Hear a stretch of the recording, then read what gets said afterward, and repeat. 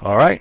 Welcome back to the deli, boys and girls. Hungry? Stop by the deli. Make yourself a bologna and cheese sandwich on white bread for $1.35. We're finding the intersection between the circle x squared plus y squared equals 17. That's a circle centered where? At 0, 0. Okay? With a radius of slightly more than 4, right?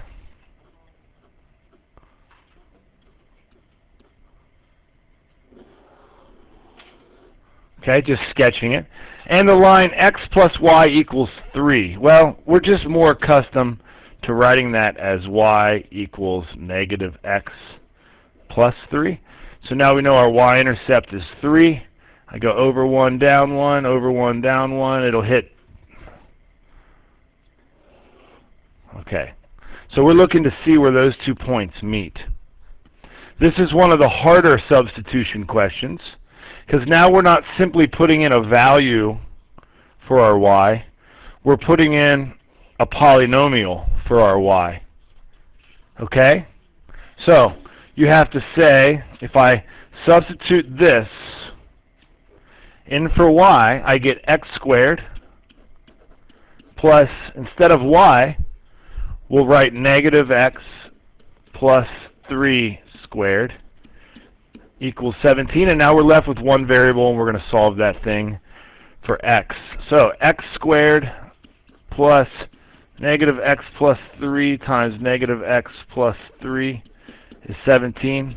X squared plus, that's a positive x squared, minus 3x minus 3x minus 6x plus 9, right?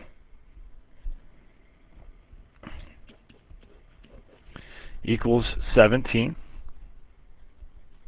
So 2x squared minus 6x. Subtract 17 from 9. Do you get a negative 8 for that? No or yes? Is that right? Make sure it's right. We agree?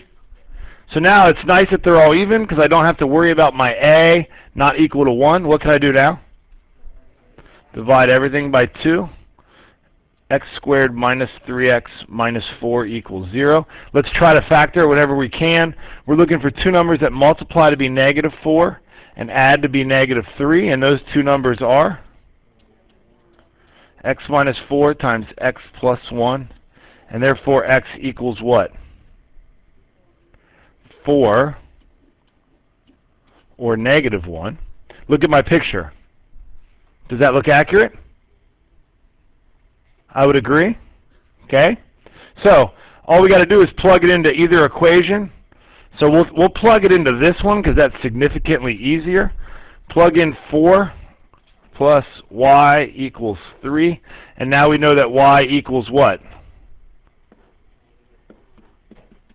So that's the point 4 comma negative 1. And that looks great on my picture. That's really what it looks like. Plug in a negative 1 for y, or for x, negative 1 plus y equals 3, and that means y would be 4. So this is the point negative 1 comma 4. And now, did they say to find the distance between those 2 points? Is that what it asked for? Alex?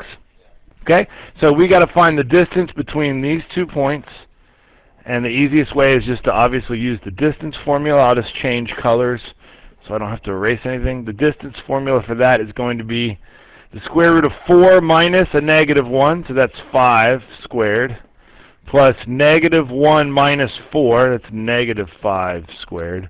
You're going to get radical 50 or 5 radical 2. Boom!